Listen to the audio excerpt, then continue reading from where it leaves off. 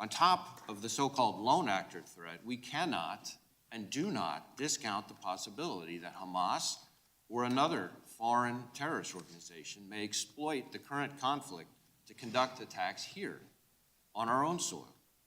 We have kept our sights on Hamas and have multiple investigations into individuals affiliated with that foreign terrorist organization. And while historically our Hamas cases have identified individuals here who are facilitating and financing terrorism overseas, we continue to scrutinize our intelligence to assess how that threat may be evolving. But it's not just Hamas.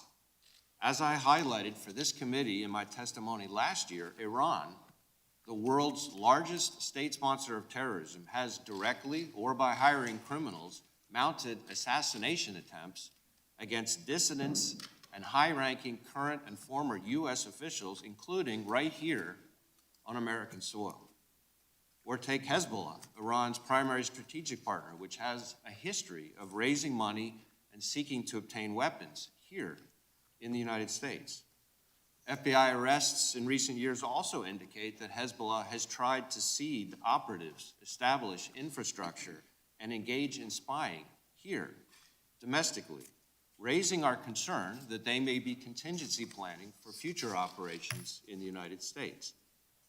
And while we are not currently tracking a specific plot, given that disturbing history, we are keeping a close eye on what impact recent events may have on those terrorist groups' intentions here in the United States and how those intentions might evolve. Now, I want to be clear. While this is certainly a time for heightened vigilance, it is by no means a time for panic. Americans should continue to be alert and careful, but they shouldn't stop going about their daily lives. All across the country, the FBI's men and women are working with urgency and purpose to confront the elevated threat.